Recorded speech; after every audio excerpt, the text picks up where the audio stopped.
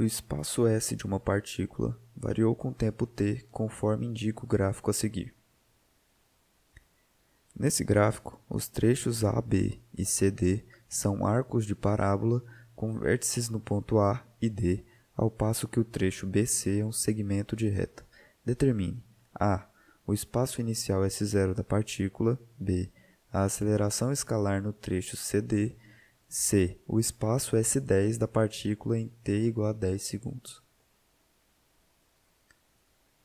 Dando um spoiler mais ou menos da resolução, esse é um exercício muito diferente de todos os outros de um movimento uniformemente variado. Por quê?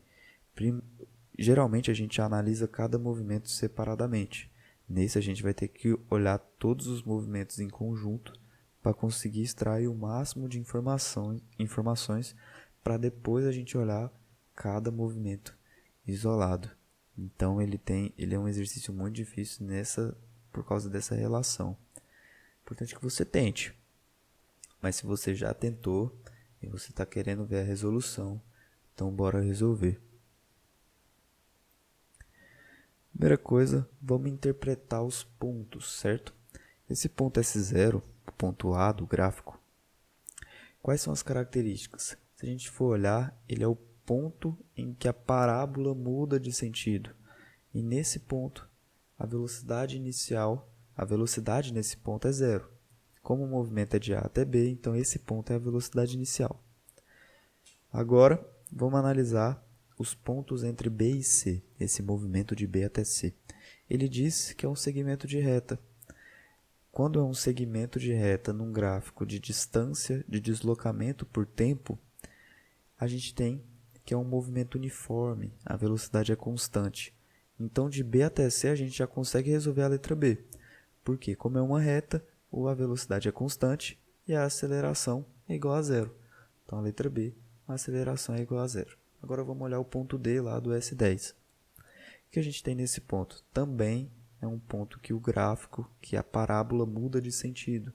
Então, nesse ponto, a velocidade é igual a zero. Como a gente está analisando dos pontos C até D nesse movimento, então D, essa velocidade igual a zero é a velocidade final. Só que a gente tem um problema agora. De A até B e de C até D são movimentos uniformemente variados. A gente não tem a aceleração desses movimentos e não tem as velocidades de A até B, velocidade final, e não tem a velocidade inicial de C até D. Só que aí o exercício ele te dá uma ajuda. Como de B até C a velocidade é constante, a gente consegue achar o valor dessa velocidade por equação horária da posição no movimento uniforme.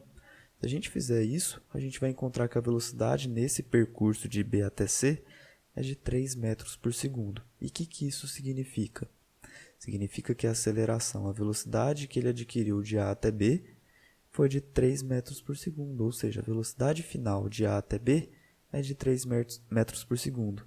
E como ele permaneceu com essa velocidade constante de B até C, então a velocidade inicial do movimento de C até D também é de 3 metros por segundo.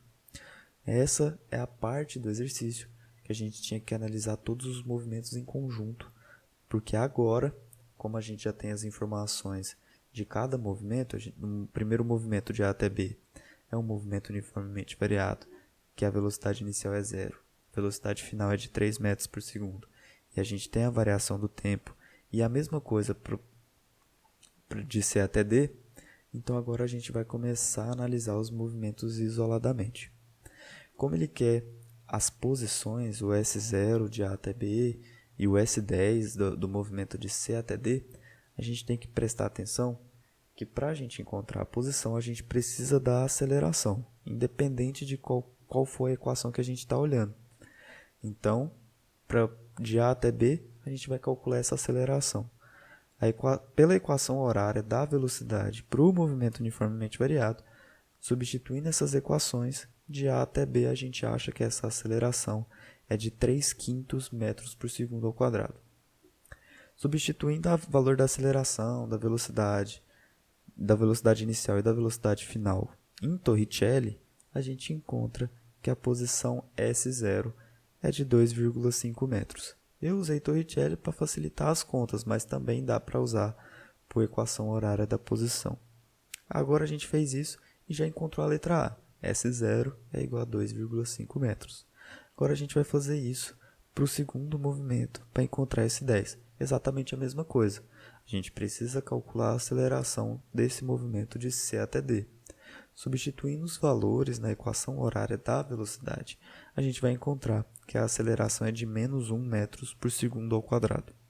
Substituindo todos esses valores em Torricelli, a gente encontra então que S10 é de 20,5 metros. É importante a gente observar que em Torricelli, ΔS nada mais é do que posição final com posição inicial. Então não pode confundir na hora de jogar os valores na equação, certo? S10 é a posição final do movimento de C até D e o S0 é a posição inicial do movimento de A até B. E agora a gente conseguiu matar o exercício. É um exercício mais complicado justamente porque ele foge um pouco da linha dos outros exercícios. Mas se conseguiu dar uma clareada a resolução, ou se foi muito rápido, deixa no comentário. Se já te ajudou de alguma forma, deixa seu like, se inscreve no canal e compartilha com seus amigos. Beleza? Meu Instagram vai estar passando aí na tela agora. E se você não me segue ainda lá, pode começar a seguir. Beleza? É isso.